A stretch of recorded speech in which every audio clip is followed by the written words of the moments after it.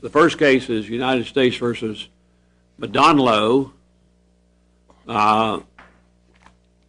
Two appeals, 134378 being the lead appeal.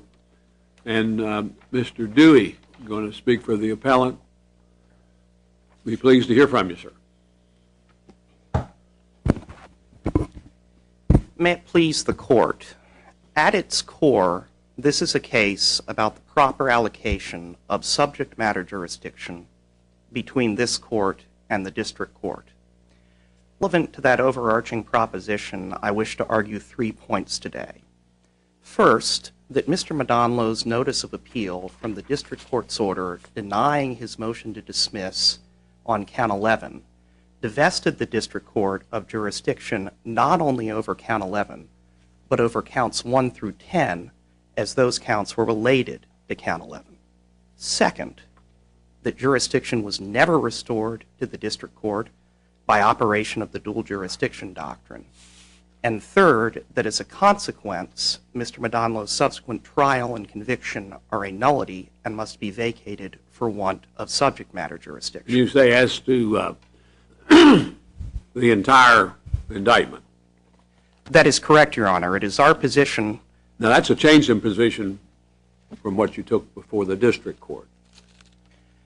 Your Honor, to an extent, yes, and we conceded that in our papers, and we hide that point. That's a mousetrapping of the district court right off the bat. I mean, I'm not sure about everything else, but you can't take one position to a district judge in the middle of a trial, like you have jurisdiction, Judge, to go forward on counts 1 through 10, but you don't have it on count 11. You then come up here and say you don't have jurisdiction on counts 1 through 10. I mean, you just changed your position 180 degrees. I guess two responses to that, Judge King.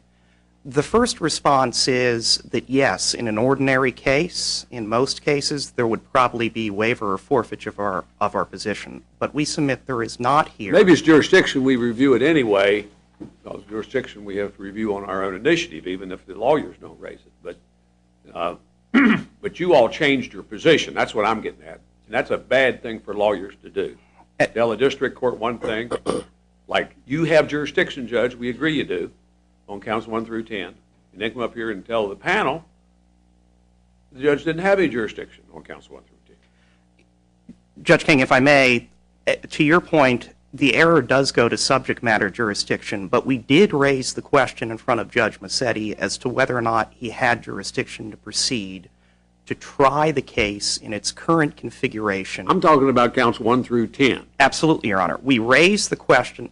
I apologize. And you actually moved the court to proceed with the trial as to counts 1 through 10 and to allow those counts to go to the jury. So that's completely opposite of what you're saying now, as I understand it. Judge Thacker, only to an extent, if I may. In the first notice of appeal, we took the position that the district court could not proceed to try the case in its current configuration. He did not have jurisdiction to proceed to try the entirety of the third superseding indictment. Subsequent to that point, several events transpired which I would submit are relevant here. First, the government affirmatively filed a motion to proceed to try all 11 counts in the current trial configuration. And the judge agreed with that? Correct, Your Honor. Let me back up. You filed the first notice of appeal on which day of trial? It was filed mid-trial, Your Honor. Mid-trial? Yes. All right, then how long was the trial? How long had the trial been ongoing? Your Honor, I believe the trial had been ongoing for 2 weeks. I don't want to give you an exact trial day count. Had you asked the judge to continue the trial? We had not, Your Honor. Before the trial started, did you ask the judge to delay the impaneling of the jury? We did not, Your Honor. Did you seek mandamus in the Court of Appeals to get the judge to rule on the asserted motion about collateral estoppel? No, Your Honor, we did not. Again, to circle back, Your Honor, the judge below affirmatively granted the government's motion to proceed, and then in response to that motion... You're talking about the motion after you filed the notice of appeal? After we filed our first notice of appeal, Your Honor. But they asked him to declare it frivolous and proceed. Correct. And he said, well, it's almost frivolous, but I'm not going to say it's frivolous. Correct. Something like that. He refused to find it was frivolous, Your Honor. and then he granted the government's motion What did to he say? It was proceed. almost frivolous? How close did he say it came? He said it was borderline frivolous. Borderline. Borders on the frivolous, Your Honor, Borders but on he did frivolous. not find it The frivolous. notice of appeal borders on frivolous, and the notice of appeal only related to count 11. That is correct, Your Honor, but under this court's divestiture cases, the district judge is required to determine the scope of divestiture from the notice of appeal, and that is a subject matter jurisdiction question under the en banc opinion in Is there Brickwood. any authority somewhere that says that we can't declare the appeal frivolous at this point? Yes, Judge King, there is. There's authority that we can't. Yes, Judge There's King, controlling authority I would that is precedent on this court. I would submit, Your Honor, that both Montgomery and Levin make clear that under Montgomery, that's Judge Motz's case. That is correct, Your Honor, that under Montgomery and Levin, this court made very clear that the only way the dual jurisdiction doctrine comes into play is if a finding of frivolity is made prior to trial, and prior to the proceeding in question. In other words, it only comes into play if the district court... He couldn't have done it prior to trial because you hadn't filed notice of appeal prior to trial. No, that's true, Your Honor, but he could have done it at the time of the notice of appeal, and we would submit... He could have, but he almost did, but he didn't. And the issue that you're trying to raise in that notice of appeal as to the count 11 is pending in the third appeal that you have here that's still ongoing. I mean, you're going to have that issue determined if you want it to be determined. Correct, Judge King, but several responses to your question there. You're not being denied an appeal. What are you being denied? Well, Your Honor, we would submit a right to an interlocutory appeal here. No, but what are you being denied? You're not being denied the appeal on the issue you were trying to raise, which was whether the bankruptcy court proceedings somehow barred the criminal prosecution. Right? That's what you're saying. That's your count 11 issue. Correct, Your Honor. And you're not going to be denied it because you were convicted and sentenced on it, and you have an appeal pending separate from these two on that would contain that very issue. You might have other issues. I don't know what else you have, but you'd be perfectly entitled to raise that issue post-trial. Absolutely, Your Honor. But So what are you being denied? Relevant to the two notice of appeals here, Mr. Modanlo had a right to an interlocutory appeal on the district court's denial of his motion to dismiss. The protection is not to be tried. Correct, Your Honor. That's how that stuff came up. It's not to be tried under the Cohen series of cases, but you were tried. Your Honor. And the Cohen has a bunch of factors in it, one of them being importance of the issue. You familiar with the Cobra case? Yes, Your Honor. We just decided a case here called Cobra Natural Resources, where we talked about the need for the importance of the issue to implicate the collateral order doctrine. You understand that? No, absolutely, Your Talk Honor. about how the Supreme Court's cut back on this collateral order stuff. Absolutely, Your Honor. But It's got to be important. Well, how can this issue be important if you are going to get it decided in the third appeal? Your Honor, The final order appeal. it is important because the trial had not concluded when Mr. Modanlo The filed. trial has concluded as of now. The trial has concluded. Your Honor, The trial is concluded. And it had been going 2 weeks before you filed a notice of appeal. correct, Your Honor, but we would say several. I'm concerned about opening the door to lawyers stirring things up in the middle of a trial. The public's got a right to have cases tried on their merits. Absolutely, Your Not to Honor. have them thrown out on technicalities.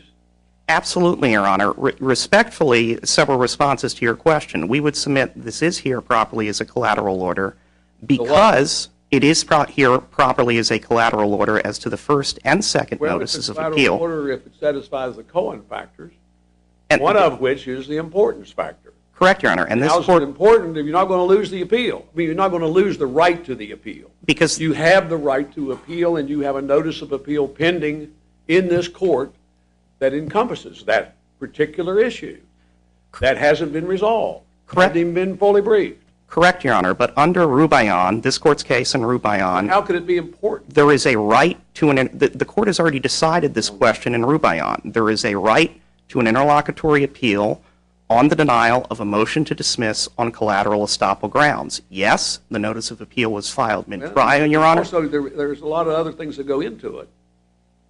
Correct, Your Honor, but this court is... Whether it's a proper collateral order appeal. What's your response to Judge King's concern that the notice of appeal was filed right in the middle of trial? Your Honor, that was the first point at which the notice of appeal could be filed. The district judge did not rule until May 1st, and FRAP 4B is explicit. Well, the government says he ruled back 4 months earlier. Your Honor, he told you, you understand this is what I'm going to do. I'll write something up because this is an important issue, and he hadn't done so at the time the trial started. Correct. You didn't ask him anything about it. You didn't say, wait till you finish this ruling because we want to get an interlocutory appeal if you do what you said you were going to do. If you continue to do what you said you were going to do. You didn't ask him to wait. You didn't say, don't strike the jury or don't select the jury. You didn't come to this court and say, we want to mandamus the judge to enter an order. You didn't do anything like that. Correct, Judge King, but we would respectfully submit there's some diligence responsibilities on defense lawyers in this context. There is, Judge King, and we admit... It looks like on the face of it that somebody's trying to game the system. Well, Your Honor... and that's not something that sits well with once in a while. Several responses to that, Judge King. We freely admit that, yes, it may have been prudent to take the steps that you discussed, but the issue that you raised, that the government raises, is one of forfeiture. And before a forfeiture can be imposed, we would admit there has to be a violation of the established rules of the road. Mr. Modanlo filed his motion 8 months prior to trial. The district court said it would rule on it in a timely fashion. The district court knew it was an interlocutory order, and the district court was required to rule on that prior to trial by operation of 12D. And to Judge Thatcher's point, Mr. Modanlo filed his notice of appeal as soon as he practically could. Indeed, if Mr. Modanlo had filed a notice of appeal from the January 10th oral ruling, under operation of FRAP 4B2, that appeal would have been a nullity and would have had no existence until the district court docketed its order. Well, you could have tried it. You could have tried it. Is that necessarily true in the double jeopardy context? Yes, Judge Davis. Why? What if the judge had waited and literally until the end of closing argument before submitting the case to the jury, entering the order?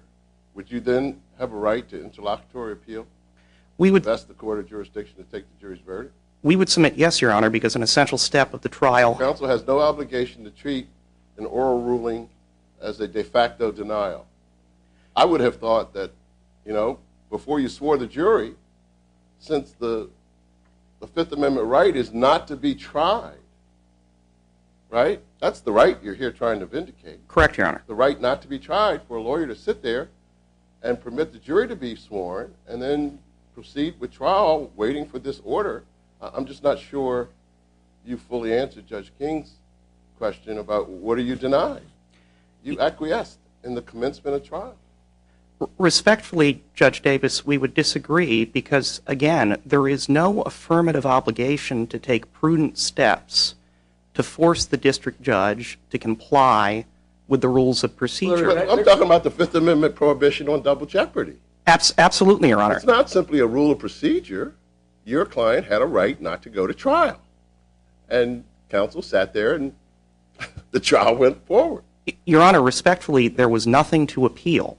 And on the question of whether or not there was waiver or forfeiture, yes. Would it have been prudent to raise this issue pre-trial? I agree with you, Your Honor, but the question here... Were you in the trial? No, Your Honor, I was not. Normally, the way they used to do it when I was trying cases, before the judge swears a jury, he says, has anybody got any objections to swearing the jury? Right now, we've selected the jury, we're ready to swear it in and go into trial. Is there anything counsel has to say about that right now? Jury acceptable to the government, jury acceptable to the defense. And the government says yes, and the defendant says yes. And then you go forward. And you said yes. You said yes. Your Honor, we went forward with the trial, but again... You said yes. And how do you get around that? If what you're saying now you shouldn't have said, then you abandon your client. And that's between you and him. at this stage. We're on a direct appeal. Your Honor, respectfully, the issue was when could we raise this claim? Until there was a docketed order, as a technical matter, it could not be raised.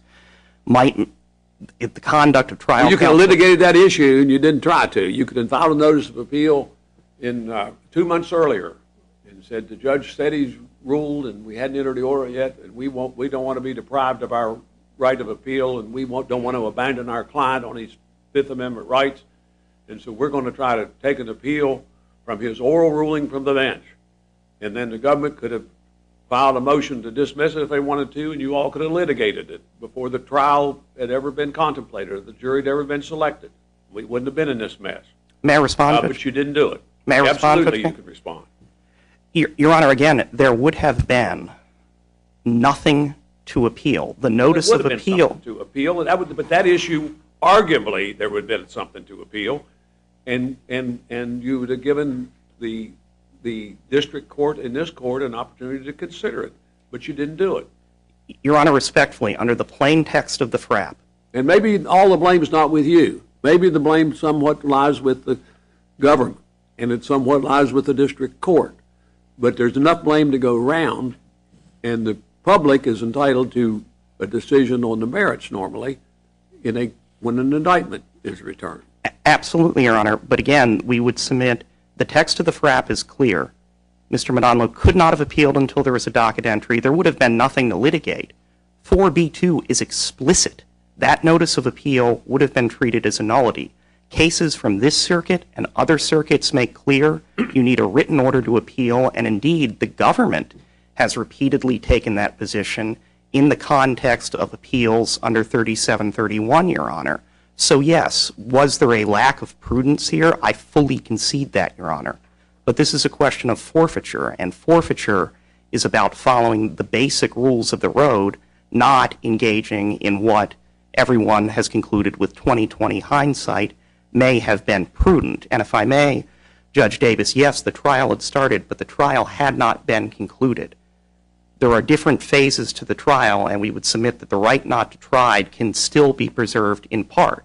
It is not obviously part of the trial had proceeded, but part hadn't. Mr. Modanlo hadn't been put to the burden of putting forward his defense.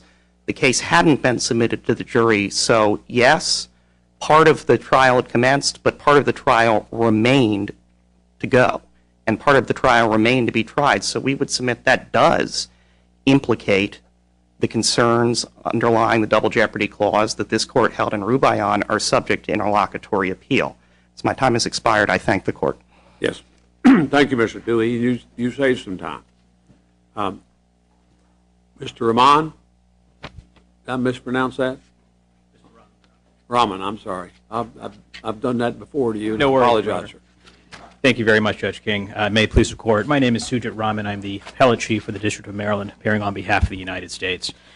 Judge King, I would like to get to the mousetrap gamesmanship idea that you've talked about in your questioning regarding to my opponent. I would like to start, though, with the government's principal contention in this case. And that contention is that this court lacks jurisdiction over the defendant's so-called interlocutory appeals. Judge Massetti's ruling on January 10th, 2013 was plainly, in our view, a final decision within the meaning of Section 1291. There was no hesitance, there was no tentativeness, there was no incompleteness about that ruling. Judge Massetti stated very clearly, and I can read the relevant portion to the court. It's on page 25 of our brief. It's page 1105 of the joint appendix. Judge Massetti says the court is going to deny the motion. I'm going to file a written opinion. Just go ahead on the assumption that the motion is denied. I don't know how quickly we'll get the opinion out, etc. I just wanted to declare what my holding is. What my holding is. At that point, that was a final decision within the meaning of 1291 that was immediately appealable. Not pursuant to Rule 4 of the Rules of Appellate Procedure. It was not appealable because it was not entered on the docket at that point. Correct? Respectfully, Judge Thacker, I would disagree with that.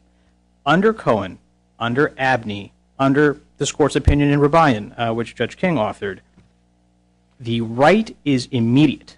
Upon a final decision, a defendant has an immediate right to come to the Court of Appeals and vindicate his right, quote, not to be tried. 1291 doesn't say anything about a judgment or, It doesn't. or an order. It just says talks about decisions. It says a final decision. That's right. That's right. That's exactly right. And here's my point, Judge Don't Thacker. lawyers, when practicing law, ordinarily look to the rules first?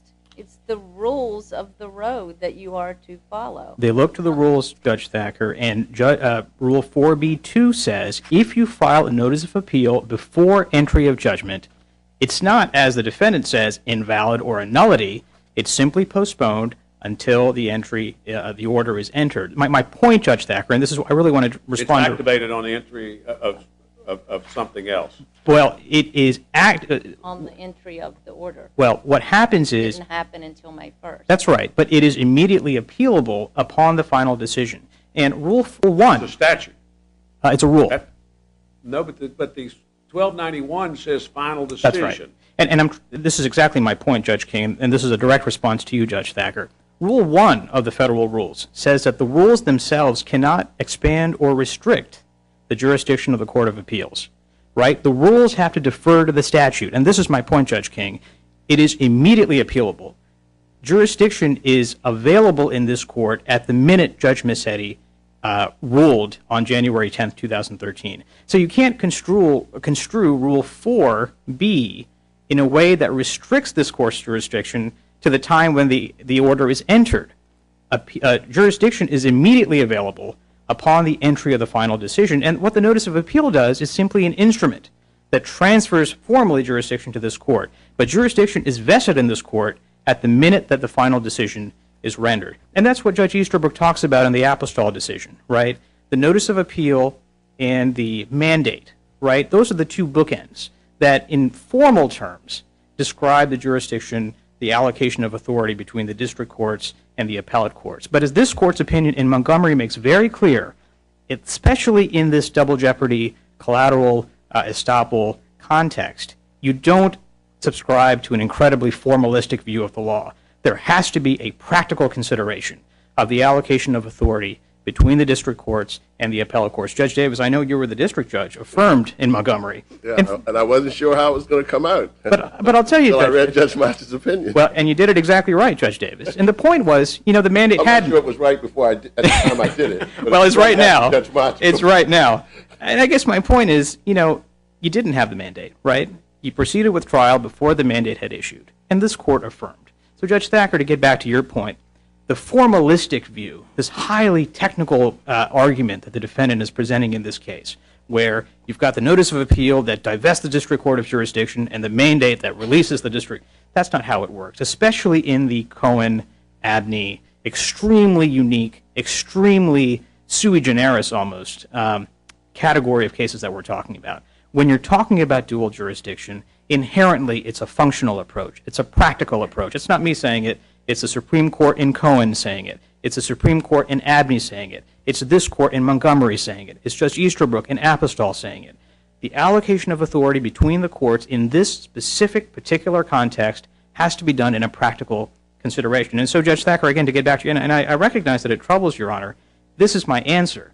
You don't have a strictly, sort of strict reading of Rule 4B in this context, because if you read it strictly, you're actually restricting the jurisdiction of the Court of Appeals. And respectfully, this court can't do that because Section 1291 says you have jurisdiction the minute the final decision is rendered. Getting back to my original point, this court doesn't have jurisdiction because the defendant did not timely file a notice of appeal. And that's really probably our strongest argument in this case. You've got the final decision on January 10th. Trial begins on April 23rd, I believe. There is no notice of appeal filed until the middle of trial. Judge Missetti did exactly what he was supposed to do, which is 3 months before trial, render his decision. He said, I don't think there's a collateral estoppel claim here. I'm denying your motion. And it's up to the defendant, which, by the way, in the federal courts every day, defendants file protective Why didn't you go notice. down to the clerk's office and enter an order to say the motion's denied? He probably Done should that. have. He probably should have. Why didn't you all ask him to go down there? Well, I don't think- I don't think that it's all the defendant's fault here. It's everybody's Well, fault. I don't think, I don't, I mean, creating this point of why we're here. I don't disagree with that point, Judge King. I think probably everyone could have done a better job. But I think the point I'm trying to make is I don't think there was actually any confusion about any of this. I think the defendant knew that his motion had been denied. I think the government knew his motion had been denied, and Judge Mazzetti certainly knew that he had denied the motion. And so really it's the defendant thinking, well, gosh, what can I do?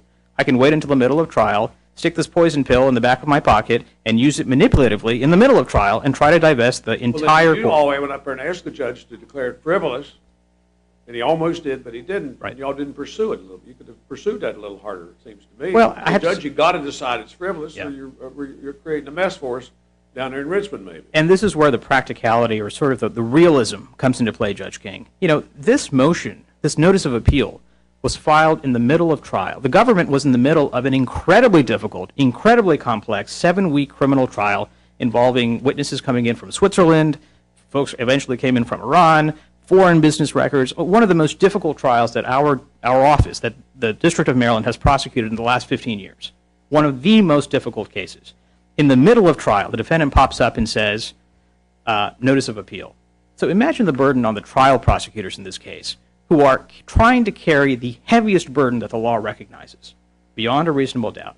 And in the middle of trial, they suddenly have to put on their appellate lawyer hats and say, you know, let's respond to this. What do we even do when someone files an interlocutory appeal in the middle of trial?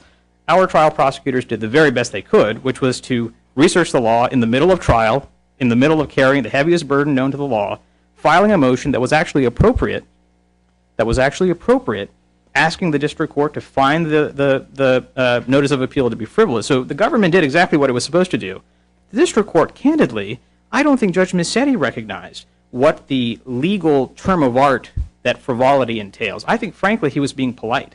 You've got 3 federal public defenders on the other side, all working very hard at taxpayer expense, doing their jobs. And Judge Mazzetti... private law firm wasn't in it at that point? No, it was the public taxpayer paid for both sides of this trial. The public defender was Yeah. the defense. They're still in the case, by the way, for reasons that are not entirely clear. But in any event, the point that I'm trying to make is you're in the middle of trial. You've got public defenders who, are very well regarded in our district. And I think Judge Mazzetti, frankly, didn't want to say that what they're doing was wholly frivolous. He said, I think it borders on the frivolous. Let's move on. We're in the middle of trial. And this is my Let me deep... ask you the same question I asked Mr. Dewey. Can we find it frivolous right now? You could. You He could. says we can't. He says you cannot right now say that the appeal back there was filed in the middle of trial is frivolous. Yeah. The Court of Appeals has no authority to do that. Right. Well, I disagree with that. I think this court in Montgomery found the appeal to be frivolous. Judge Davis... They even said that footnote 3 or something was said in there. They admitted that they had to say it was wrong, didn't they? I don't recall that, Your Honor. What I recall about Montgomery... I think they said that Judge Mott's got it wrong in footnote 3 Oh, they of did. Montgomery. That's for the other That's side. what I'm talking about. Oh, The yeah. other side Right. said Judge Mott's got it wrong in footnote 3. Well, Judge Motz gets So very they had few to things argue that wrong. Montgomery was wrong. Yeah, well, I mean, at the very least, it's a published opinion of this court. It's binding on this panel. But here's my point, Judge King, and I don't want to lose Is sight of... that issue still here with the next appeal? Well, it is. It is. If they want to pursue it. Yeah, that's right. But I guess I'm trying to make a deeper point, Judge King. You're actually assuming you have jurisdiction in this case, right? To even say that the appeal was frivolous. My contention, the government's primary contention, is you don't have jurisdiction because, again, there was no... But assume that we Yes. did. I understand. Next step. But without deciding, we could Right. say, well, that's, maybe we don't want to decide that. We can just go ahead and say, well, maybe if there was an appeal, a proper appeal, it was a frivolous appeal. Right. And that satisfies it. And so we don't, and a frivolous appeal doesn't divest the district court of anything. That's exactly Everybody right. knows that. That everyone knows that. I would make a further point, though, Judge King. What makes this case unique compared to every one of the other cases that are cited in the papers, Hines, Apostol, Lepo, Dunbar, which is the Fifth Circuit case, in every one of those cases, the frivolity question was resolved in Montgomery, with Judge Davis's case as a district judge. All of those issues were resolved pre-trial, sort of in the context of how do we deal with this notice of appeal that's been filed pre-trial, right? In Montgomery, Judge Davis, you were dealing with these issues before trial. The case came up here before the first day of trial. And in fact, trial was not even, as far as I can tell by reading the opinion, I spoke with the prosecutors yesterday, trial wasn't even delayed because this court summarily disposed of the frivolity question. Are you saying we couldn't do it now? We couldn't decide now that it's frivolous? Assuming you have jurisdiction, you can decide now. You absolutely can decide now. Right. And that would... What's your support for that? Well, it would be Montgomery. The idea that this court has already held that if the district court is unsure or somewhat equivocating about whether or not the appeal is frivolous, certainly this court has the authority to decide that. I would say, though, Judge Massetti wasn't even really unsure. I mean, frankly, again, I think he was just being polite. You have to read something into it. I mean, you may be right that he was just being nice, that they didn't want to accuse the public defender of filing a frivolous pleading. That's a bad accusation to make against the lawyer. Absolutely. But we have to go with what he said, don't we? You do have to go with what he says, but again, that's where I come back to the context of this case. In every single one of these cases, the district judge is making his frivolity decision before trial. So he's got the time to think about it, to really focus. This is happening in the middle of a 7-week trial where literally it's the morning of I think it's day 6, or excuse me, actually the notice of appeal, the frivolity decision is made on the morning of day 13 of this federal criminal trial. On May 15th, 2013, the trial began April 23rd. I mean, certainly Judge Davis, having presided over trials, you're in the middle of a trial here, and all of a sudden this thing pops up. I mean, you're focused on a bunch of other things. It's all the more reason why this defendant should have moved before trial. If he had a right that he wanted to vindicate, the whole point of the dual jurisdiction doctrine is to make sure that there is orderly prosecutions, orderly allocation of authority between the district courts and the appellate courts. What the defendant did in this case is exactly the opposite. Not only has he switched his position 180 degrees on this dual jurisdiction issue, but what he did was try to throw a monkey wrench into the entire orderly prosecution of this case by waiting to raise the frivolity issue, by forcing the government to raise the frivolity issue in the middle of trial when a very busy, a very hard-working district judge is busy with other issues on his mind, when the government is busy with other issues on its mind. As I say, trying to carry the highest burden that the law recognizes, right? These trial prosecutors are in the middle of an incredibly difficult trial, and all of a sudden this appellate issue arises, which should have been raised before trial. So that is essentially the government's position in this case, Your Honors. I do want to touch very quickly upon one point Judge Davis said, and then I'm happy to sit down. There is this double jeopardy issue here, right? The right to be free of going to trial, and it's not just being free of the right to actually have the jury looking at you.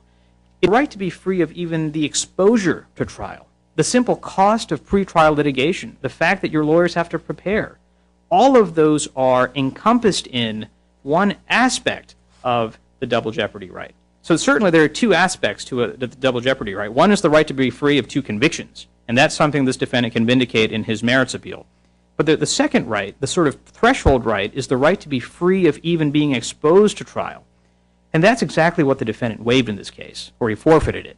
By failing to timely assert that before trial, it's extinguished. And that's the point. We cite the Nicoletti case out of the Fifth Circuit, where essentially the defendants waited until trial to see how basically everything would turn out, realized that things weren't going so well, and then they appealed. That's exactly the kind of procedure that this court should not countenance. I would also say, and this is my final point, whatever decision this court renders in this particular criminal context will have very wide applicability in other areas of the law, right? The collateral estoppel idea, the double jeopardy idea, is freely transferable to the civil rights context, to the qualified immunity context. If you endorse what the defendant did in this case, then in civil rights cases, in 1983 cases, defendants will do exactly the same thing. They will wait till the middle of trial, they will wait to see how things turn out, and then those government officials will claim immunity.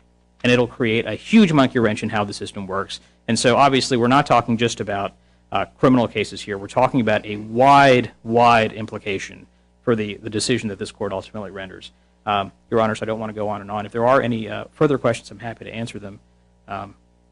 If not, the government is happy to submit. Thank you very much, sir. Thank you, Your Honor. Appreciate it. Mr. Dewey? May I proceed, Your Honor? Right ahead, sir. Your Honor, several points in response. On the waiver point, the government has admitted that everyone bore blame here for a failure of prudence in terms of the pretrial proceedings, and we would submit it as incongruent. I thought that was your admission also. Exactly, Your Honor. Oh, we would okay. submit it as incongruent to impose waiver. Everybody agrees there was a lack of prudence. And we would submit it as incongruent. That both sides are at fault. And I guess you say the judge is at fault too. To an extent, Your Honor, everyone could have handled the proceedings better, but that is not grounds to impose the drastic remedy. We have to deal with the cards we're dealt, I guess. That's right. We have. Correct, Your Honor, but we we would submit that's not a basis to impose the drastic remedy of forfeiture. And Judge Thacker, to your point, Rule 4 is explicit. Rule 4B is explicit. And my argument is clear, Your Honor. The notice of appeal, had it been... But the statute on jurisdiction is also explicit. It says final decision. And the final decision is appealable. Correct, Your Honor. But the rule can't change that.